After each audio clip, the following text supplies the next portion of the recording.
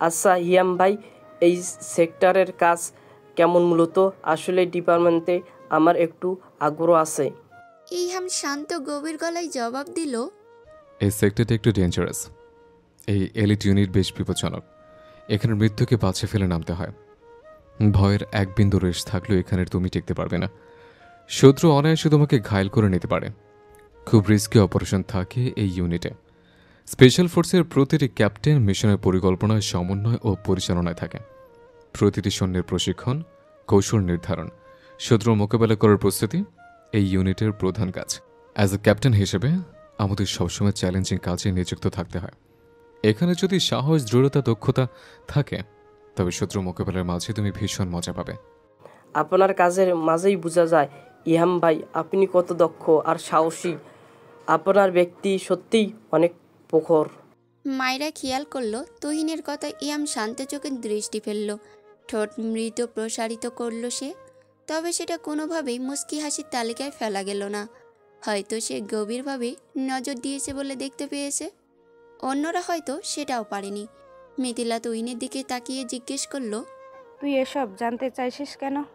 তুহিন কটমট করে তাকালো তার দিকে, বিদ্রূপ করে বলল, বেয়াদব মেয়ে, আপনি করে বল, তোর থেকে 3 বছরের বড় আমি। মিথিলা মুখ ভ্যাংসালো, তুহিনকে তুচ্ছ করে বলল,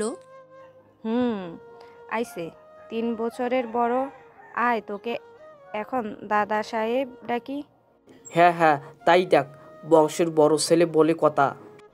তুই যে ঘুমিয়ে ঘুমিয়ে এখনো সর্দি লাগলে হিঙ্গুর খাস সেটা আমি সবাইকে বলবো। তুহিন রেগে আচমকা কুসুনটা ঢিল মারল মিথিলার দিকে। মিথিলাও রেগে সেটা আবার ফিরিয়ে দিল তুহিনের দিকে। মায়েরা শুধু বোকার মতো বসে থেকে দর্শকের ভূমিকায় লিপ্ত হলো। তুহিন আর মিথিলা তর্কাতর্কি লাগার পূর্বেই ইহাম রুক্ষ গলায় বলে উঠল, গাইস, ভীষণ ক্লান্ত লাগছে, রাতও হয়েছে। বাচ্চা মেয়ে রেখে চুপচাপ নিজেদের রুমে যাও। মায়েরা, ঘরে এসো। ওরা হাড্ডাহাড্ডি করে ক্লান্ত হয়ে নিজেদের ঘরে চলে যাবে। ইহাম হনহন করে ঘরে চলে গেল। মায়েরা শুধু স্তব্ধ হয়ে নির্বাক বিমূঢ় চিত্তে তাকিয়ে আসে। এত কিছুর মাঝে তার মাথায় ঝংকার তুলে একটা কথাই বারংবার পুনরাবৃত্তি হচ্ছে।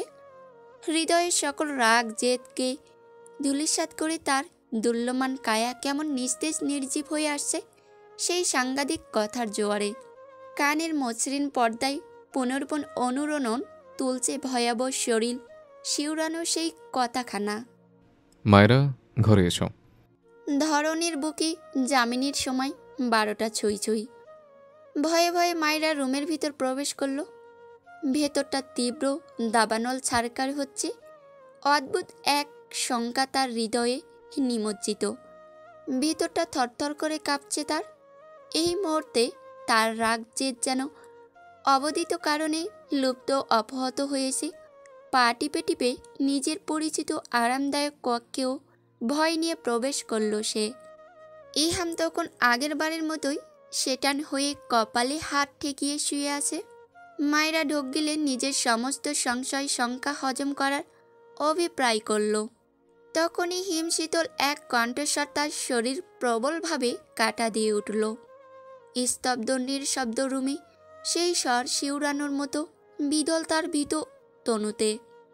বুকের ভিতর আচমকা অদ্ভুত গতিতে শব্দ তুলে স্পন্দন শুরু হয়েছে। তোমারই আসার সময় হলো মায়েরা। কখন আসতে বলেছিলাম রুমে? তরাসে ঢোক গেল মায়েরা। ললাট কুচকে সে তাকিয়ে থাকে চোখ মুখ ঢেকে রাখা ইহামের দিকে। মানুষটার সচল মস্তিষ্ক বড্ড তীক্ষ্ণ আর ধূর্ত। একজনের দক্ষ সৈনিকের বিড়াল কানেও বুঝি তার নিঃশব্দে ফেলা পায়ের লঘু ধ্বনিটুককে ছাড় দিল না। তাই তো আগের মতোই না দেখেও কিভাবে অনুমান করে নিল সবটা। ওই মানুষটার চতুরা কিংবা তীক্ষ্ণতায় এক বিন্দু সংশয়ে থাকার কোনো অবকাশই নেই। ইহাম ধীরে সুস্থে উঠে বসল। হাতে থাকা জি-শকের খাকি রঙের আর্মি ঘড়িটায় সময় দেখে ধীর বিনয় স্বরে বলে উঠল, তুমি already 13 minute 54 second late. Why মায়েরা? চুপচাপ মায়েরা দাঁড়িয়ে রইল। ওই গভীর চোখের অগাধ দৃষ্টির দিকে এক পলক তাকিয়ে নিজেকে কেমন খাপড়া ছাড়া রূপে আবিষ্কার করল সে। দ্রুত দৃষ্টি সরিয়ে মাথা নত করে নিল। ইহাম শান্ত তবুও গম্ভীর করে বলল, কাম টু মি মাইরা। ধক করে ঝাঁকুনি দিয়ে উঠল মাইরার কায়া। চকিতে বিস্ময় নিয়ে তাকালো ইহামের দিকে। বুকের ভিতর লণ্ডভণ্ড করা এক অশান্ত নাম না জানা ঝড় তাকে বেসামাল করে তুলছে। ইহাম তখনও তার দিকে শান্ত দৃষ্টিতেই তাকিয়ে আছে। রাশভারী গলায় আবারও বলে উঠল, এদিকে আসো। তরাসে গলাটা বুঝি মাইরার খা খা করছে। হতবিহব্বল রূপে সে বাকরুদ্ধ হয়েছে। নির্নিমেষ দৃষ্টিটা কুটোর হতে সত্যিই চাইছে না। তড়িতে বুঝি ইয়াম হাতের পেছে একদম তার বাহু খামচে এনে নিজের কোলে বসিয়ে দিল। আকস্মাৎ কাণ্ডে একেবারেই হকচকিয়ে গিয়েছে মাইরা। থতমত মুখটা ভীষণ বিব্রতকর লাজুক লাগছে। সেসবের পায়তারা না করে ইহাম আবারও জিজ্ঞেস করল, কথা অমান্য করা আমি বরদাস্ত করি না মায়েরা। অভদ্রতা মোটেও আমার নিকট গ্রহণযোগ্য নয়। মায়েরার শক্তিতে কুলোচ্ছে না ওই গভীর চোখের শানিত দৃষ্টির দিকে তাকিয়ে থাকতে। তবুও তার চঞ্চল দৃষ্টি খোরপাক খাচ্ছে অতল প্রগাঢ় নয়ন জোড়ায়। সেই চোখের ভাষা বোঝার ব্যর্থ চেষ্টায় মেতেছে সে। লোকটা কি বোঝাতে চাইছে তাকে? মানুষটার হুকুম শুনতে বাধ্য সে, দাসী, নাকি সে যা বলবে তাই অক্ষরে অক্ষরে পূরণ করতে হবে?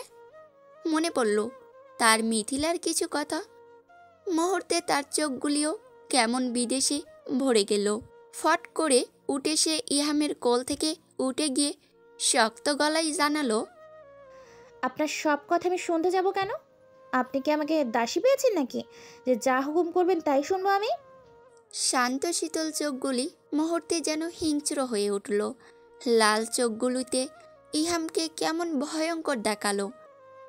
চোয়াল শক্ত করে সে আবারও মাইরাকে কঠোরভাবে নিচের কোলে বসিয়ে কোমর চেপে ধরল। অন্য হাতে কঠিনভাবে আঁকড়ে ধরল মাইরার নরম কমল হাতের কবজি। ব্যথায় অস্বস্তিতে মেয়েটার চোখ মুখ এক করে নেতিয়ে নিয়েছে ঘন পাপড়ির আবিষ্ট আখিগুলি। হিংস্র ভয়ানক মুখাবয়বে দাঁতে দাঁত কেটে ফিসফিস করে শোধালো ইহাম, তখন তো খুব সস্তা আমার কি দেখিয়ে বলেছিলে আমি দুশ্চরিত্র কাপুরুষ। এখন কি তেজ দেখে আমার কাছ থেকে সেটার প্রুফ চাইছো নাকি? প্রাতকালীন মিষ্টি সূর্যের আবহ চারিদিকে তেজ ছড়িয়ে দিচ্ছে। তার নিজস্ব জ্যোতিতে আলোকিত করছে বসুমতীকে। ঘুমন্ত মস্তিষ্কটা একটু সচেতন হতেই সতর্কা দুলিয়ে সহসা উঠে বসল মায়রা।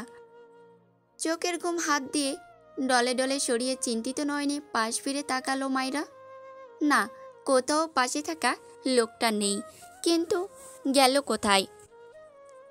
তার সতর্ক মস্তিষ্কটা ধীরে ধীরে কাল রাতের সকল কথা মনে করতে লাগলো। ওই সাংঘাতিক একটা কথা বলার পর সে নিজেও তখন খুব রেগে গিয়েছিল। ওই বলিষ্ঠ দেহের প্রগাঢ় শক্তির সাথে এক প্রকার ধস্তাধস্তি শুরু করে দিয়েছে সে নিজেকে ছাড়ানোর প্রচেষ্টায়। রাগান্বিত কণ্ঠে সে নিজেও বলল, একদম আমার সাথে কোনো রকম জড়াজড়ি করবেন না, এটা খুব খারাপ হয়ে যাবে। আমি কিন্তু আপনাকে একদম কিপ ইউর মাউথ শাট। চিবিয়ে কথাটা বলে এক প্রকার ধাক্কা দিয়ে মায়রাকে সরিয়ে নিল নিজের থেকে। ক্ষোভ নিয়ে জানালো, তোমার মতো সস্তা তেজ দেখানো মেয়েদের প্রতি আমার কোনো অ্যাট্রাকশন নেই। তোমার মতো মেয়েদের প্রতি তাকানোর সময় নেই ফাতিহাম চৌধুরীর। জোরে জোরে শ্বাস টেনে নিজেকে ঠিক করার চেষ্টা করলো ইহাম। রাগের শরীর হিসহিস করছে তার। এই গরমে আরও তাপ অনুভব করছে নিজের শরীরে। এটা যেন তার ক্রোধ আগুনের তাপ। তার বাবা মা কি করে এমন একটা মেয়ের সাথে তার বিয়ে দিল? এই অল্প বয়সের বাচ্চা মেয়ের পাগলামি, অভদ্রতা, বিয়াদপি সহ্য করার মতো ধৈর্য তার নেই, আর না কোনোদিন হবেও। এর যথাযথ একটা বিহিত তার করতেই হবে। নিজেকে সামলানো এখন তার দায় হয়ে গিয়েছে। ওই পরাভূত হৃদয় বড্ড আহত হলো সেই কথার ছলে। চোখ ছলছল করলেও মায়েরা নীরবে ওয়াশরুমে ঢুকে গেল। একটু পর ওয়াশরুম থেকে বের হতেই কড়া উদ্ভট এক গন্ধে পেট পর্যন্ত গুলিয়ে এলো তার। নাক টেনে রুমে এগিয়ে গিয়ে দেখতে পেল জানালার কাছে ওই বদ ক্যাপ্টেনটা সিগারেটের ধোঁয়া টানছে। মুহূর্তেই মাথায় রক্ত উঠে গেল মনে হয় মায়রার। ওই লোকটা তো মনে হচ্ছে কোনো দিক দিয়েই তার সাথে মেলে না। তার সম্পূর্ণ বিপরীত এই মানুষটার সাথে সারা জীবন কি করে থাকবে? তাদের এই নামমাত্র সম্পর্ক তো মনে হয় কোনোদিন পূর্ণতা পাবে না। এর কুল কিনারা ঠিক কোথায়? হতাশায় ক্রোধ আরও বাড়ল মনে হয় মায়রার। চেঁচিয়ে বলে উঠল, অসভ্য অভদ্র ক্যাপ্টেন সাহেব, আপনাদের এই গু খেতে হলে এক্ষুনি আমার রুম থেকে বের হয়ে যান। সহসা তাকালো ইহাম তার দিকে। ওই লাল চোখ দেখে বরাবরের মতোই তার রাগ উবে গেল। একটু নীরব হলেও ইহাম সেভাবেই তাকিয়ে রইল। অনন্তর শেষ চুপচাপই সিগারেট ফেলে ওয়াশরুমে ঢুকলো। হতবিহব বলে মায়রা শঙ্কিত নজরে তাকিয়ে রইল কেবল ওয়াশরুমের দরজার দিকে। প্রায় ঘন্টা সময় পার করে মানুষটা কেবল টাওয়াল পেঁচিয়ে রুম থেকে বের হলো। মায়রা আচমকা নিবারিত মিরুর হয়ে গিয়েছে।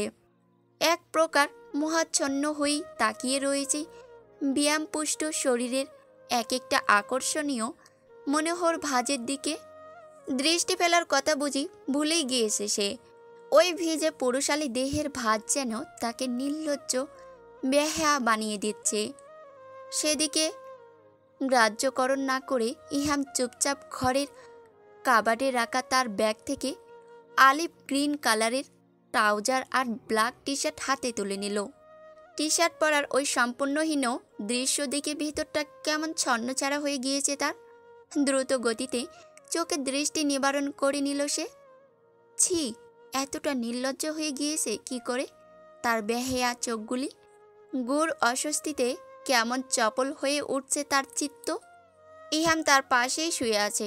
এই বিহব্বলতা কিছুতেই নিজের ভিতর চেপে রাখতে পারছে না সে। বিছানার দুই পাশে দুজন চুপচাপ নিবৃত্তে গুটিয়ে আছে।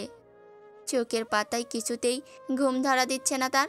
ব্যাকুল অনুভূতিটা যেন তার নির্ঘুম রাতের সঙ্গী হয়েছে সঙ্গোপনে। অনেকটা সময় অতিবাহিত হবার পর বজ্র বেগে যেন ইহাম তাদের মাঝে বরাদ্দকৃত বালিশটা সরিয়ে দ্রুতটুক গুছিয়ে নিল। অতর্কিতভাবে হামলে পড়ল মায়রার উপর। মেয়েটা বিস্তর ভয়ে কম্পিত কায়া নিয়ে স্থির রইল। ডাগর ডাগর চোখের চপল দৃষ্টি দিয়ে পর্যবেক্ষণ করল ওই শান্ত অতল স্পর্শ চোখের দিকে। বুকের গহীনে তোলপাড় ঝরে শ্বাসরোধ হয়ে আসছে তার। তবুও স্থির থাকার অভিপ্রায়ে ব্যাকুল দৃষ্টি মেলে দিল ইহামের গভীর নেত্রের পানে। তরাসে ঢোক গিলল ওই শীতল চাউনির প্রবাহে। ফিসফিস কণ্ঠে ইহাম বলল, মায়রা, আমি যদি নিয়ন্ত্রণ হারিয়ে তোমার লিপে কিস করি তবে মাইন্ড করবে তুমি? মায়রা নিরুত্তর নির্বাক। দারুণ উচ্চাটনে এলোমেলো শ্বাস নিচ্ছে সে। শ্বাসের টান ক্রমাগত আরও ভারী হলো তার। প্রবল অস্থিরতায় জ্ঞান লুপ্ত হয়ে নিমিষে চোখ বন্ধ করে নিল সে। অদম্য ঈপ্সিত এক বাসনা ইহামের শিরায় শিরায় ধাবিত হলেও সে অবিচল তাকিয়ে রয়েছে মায়রার ওই লাজুক মুখের দিকে। নিজের দৃঢ় ব্যক্তিত্বকে নিয়ন্ত্রণ করতে না পেরে ছেলেটা অকল্পনীয়ভাবে কপালে কপাল ঠেকিয়ে দিল। সেকেন্ড 10 এক স্থির থেকে আবারও ছুটে গিয়ে উপাস ফিরে শুয়ে পড়ল নির্বিঘ্নে। অসম্ভবনীয় কার্যে অনেকক্ষণই মায়রা চুপচাপ ওভাবেই চোখ বন্ধ করে রাখল।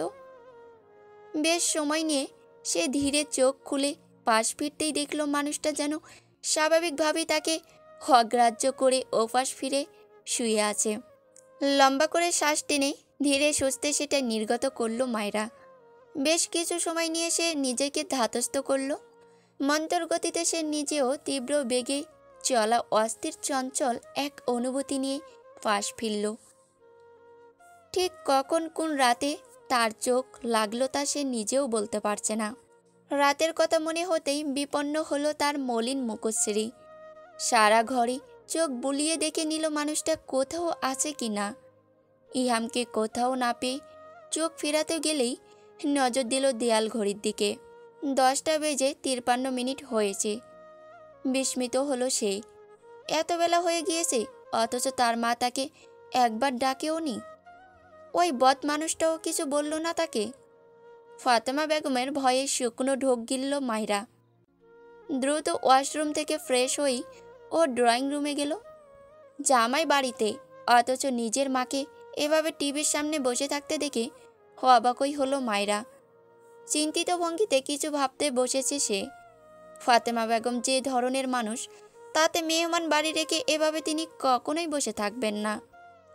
ব্যাপারটা কি কিছুই বুঝতে পারছে না সে। কপালের রেখা টেনে সে এগিয়ে গেল ফাতেমা বেগমের ধারে। মৃদু স্বরে বলল, আম্মু, রান্নাবান্না শেষ? রিমোট দিয়ে চ্যানেল পাল্টাতে পাল্টাতে ফাতেমা বেগম জবাব দিল, না, আজ কোনো রান্না বাড়া নেই। একটু পর রাইস কুকারে শুধু ভাত বসাবো। অবাক বিস্ময়ে চোখ বড় হলো মায়রার। শঙ্কিত কণ্ঠে শুধালো, তাহলে আমরা খাবো কি? শুধু ভাত? ফাতেমা বেগমের মাঝে কোনো বিগার অভাব নেই। যেন মায়রার চমকপূর্ণ কথাটাও তিনি বেশ নির্দ্বিধায় গ্রহণ করলেন।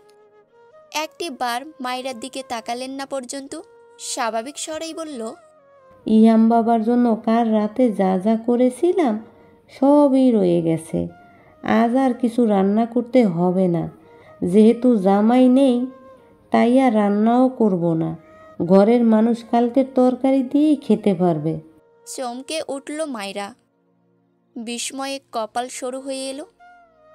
বিহবল কণ্ঠে শুধালো, জামাই নেই মানে? এবার ফাতেমা বেগম তার দিকে তাকালেন। সন্দিগ্ধ কণ্ঠে পাল্টা প্রশ্ন করলেন, তুই কিছু জানিস না?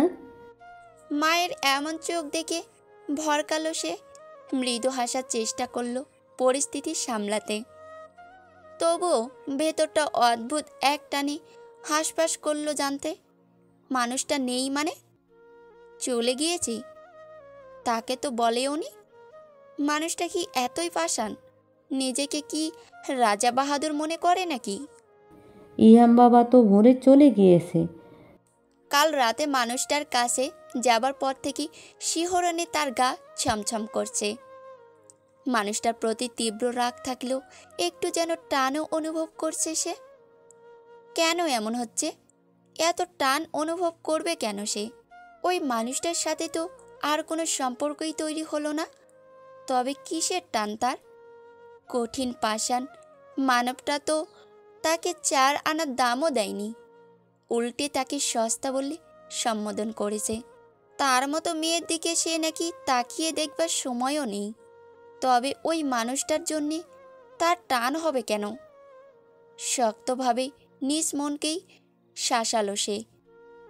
দম্ভ নিয়ে মায়ের কাছে প্রশ্ন রাখল, ওনার মা না বলেছিলেন উনি আমাদের এখানে 2 দিন থাকবে? তাহলে?